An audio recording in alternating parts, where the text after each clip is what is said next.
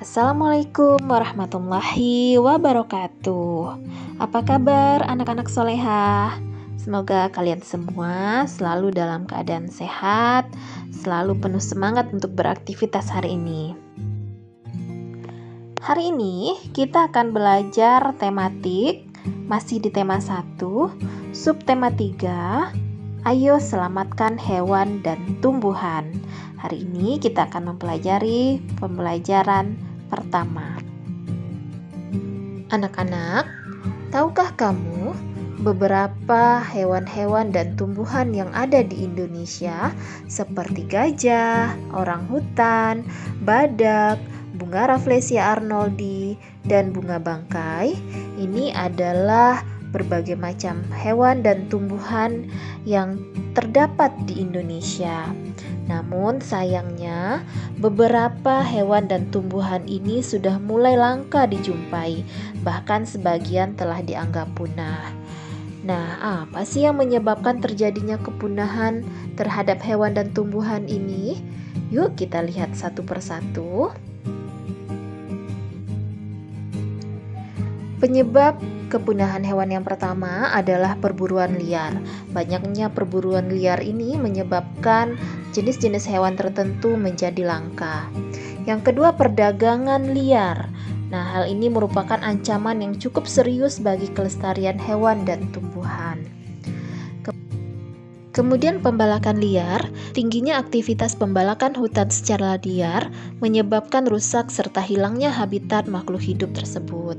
Kemudian juga kebakaran hutan, nah ini menyebabkan beberapa jenis tumbuhan tertentu menjadi langka, bahkan hewan pun juga akan kehilangan tempat tinggal.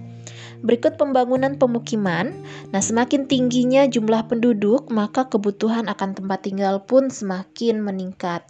Ini juga menyebabkan kelangkaan terhadap makhluk hidup. Nah, tadi kita sudah tahu beberapa penyebab kelangkaan hewan dan tumbuhan. Nah, sekarang apa sih yang harus kita lakukan untuk menjaga kelestarian hutan dan hewan di dalamnya? Yuk kita lihat satu persatu. Melestarikan hewan dan tumbuhan. Indonesia memiliki keanekaragaman makhluk hidup yang tinggi. Pelestarian keanekaragaman makhluk hidup perlu dilakukan. Nah, tujuan dari pelestarian lingkungan ini antara lain, yang pertama menjaga keseimbangan ekosistem. Yang kedua, melestarikan keanekaragaman hayati. Kemudian memenuhi kebutuhan masyarakat. Selanjutnya menciptakan lingkungan yang nyaman. Kemudian sebagai wahana hiburan dan rekreasi. Pelestarian hewan dan tumbuhan dapat kita bagi menjadi dua. Yang pertama, pelestarian in situ dan pelestarian ex situ. Pelestarian in situ yaitu pelestarian pada tempat asli hewan dan tumbuhan tersebut. Contohnya cagar alam, Suaka Marga Satwa, Taman Nasional, dan hutan lindung. Sedangkan pelestarian ex situ yaitu pelestarian yang dilakukan di luar tempat tinggalnya, di luar tempat tinggal aslinya. Contohnya kebun raya dan kebun binatang. Pelestarian in situ dapat dilakukan melalui kawasan suaka alam dan kawasan pelestarian alam. Suaka alam mempunyai fungsi sebagai pengawetan keanekaragaman tumbuhan dan hewan serta ekosistemnya. Contohnya cagar alam dan Suaka Marga Satwa. Sedangkan kawasan pelestarian alam merupakan hutan untuk perlindungan sistem penyangga kehidupan serta pengawetan hewan dan tumbuhan.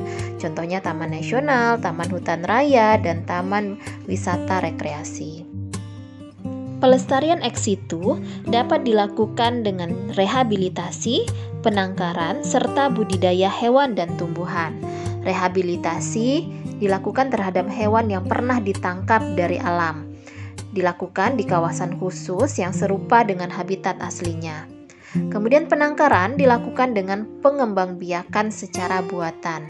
Sedangkan budidaya tumbuhan dilakukan di kebun botani, yaitu kebun tempat membudidayakan berbagai jenis tumbuhan yang mempunyai nilai ekonomis.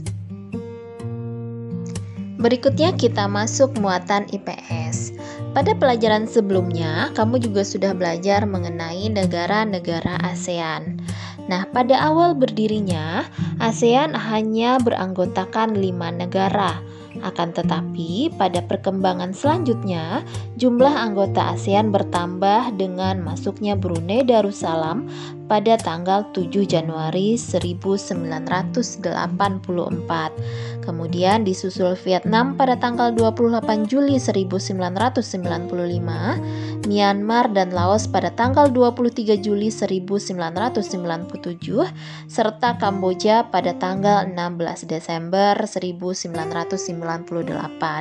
Dengan demikian, jumlah negara ASEAN adalah 10 negara. Mari kita mengenal lebih jauh negara-negara ASEAN. Yang pertama adalah Indonesia. Luas wilayahnya adalah 1.904.570 km persegi. Ibu kotanya Jakarta, bentuk pemerintahan adalah republik, kepala negaranya presiden, mata uangnya rupiah, bahasa yang digunakan adalah Indonesia, lagu kebangsaan Indonesia Raya, hari kemerdekaan 17 Agustus 1945. Malaysia, luas wilayahnya adalah 329.758 km persegi. Ibu kotanya Kuala Lumpur, bentuk pemerintahan kerajaan federal, kepala negara yang di Pertuan Agung, mata uangnya ringgit, bahasanya Melayu, lagu kebangsaan adalah Negaraku, hari kemerdekaan 31 Agustus. Singapura, luas wilayahnya 685 km persegi. Ibu kotanya Singapura, bentuk pemerintahan republik, kepala negaranya presiden, mata uang dolar Singapura, bahasanya Inggris, Melayu, Mandarin, dan Tamil, lagu kebangsaan Majulah Singapura. Berikut Filipina, luas wilayahnya 300.000 km persegi, ibu kota Manila, bentuk pemerintahan republik, kepala negara presiden, mata uangnya peso, bahasa Inggris dan Tagalog, lagu kebangsaan Lupang Hinirang, hari kemerdekaan 12 Juni 1898. Thailand, luas wilayahnya 514 km persegi, ibu kotanya Bangkok, bentuk pemerintahan kerajaan, kepala negaranya raja, mata uangnya adalah baht, bahasanya Thai.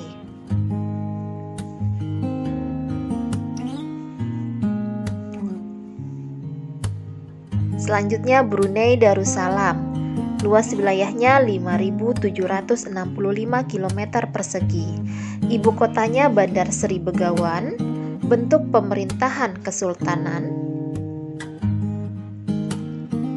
Vietnam, luas wilayah 331.690 km persegi, ibu kotanya Hanoi, bentuk pemerintahan republik, kepala negara presiden, mata uang dong, bahasa Vietnam. Myanmar, luas wilayahnya 676.552 km persegi, ibu kota Yangon, bentuk pemerintahan republik, kepala negara presiden, mata uang kyat, bahasa Myanmar.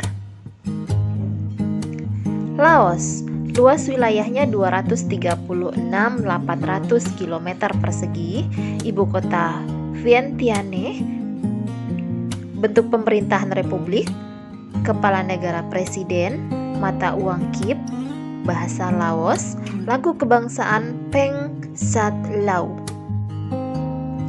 Berikutnya adalah Kamboja, luas wilayah 181.035 km persegi, ibu kotanya Phnom Penh, bentuk pemerintahan kerajaan, kepala negara raja, dan mata uangnya real. Nah, anak-anak, demikianlah untuk pembelajaran tematik kita pada hari ini. Untuk lebih jelas lagi, anak-anak bisa baca materi pada pembelajaran pertama di buku paket subtema 3. Sampai ketemu lagi di video pembelajaran selanjutnya. Assalamualaikum warahmatullahi wabarakatuh.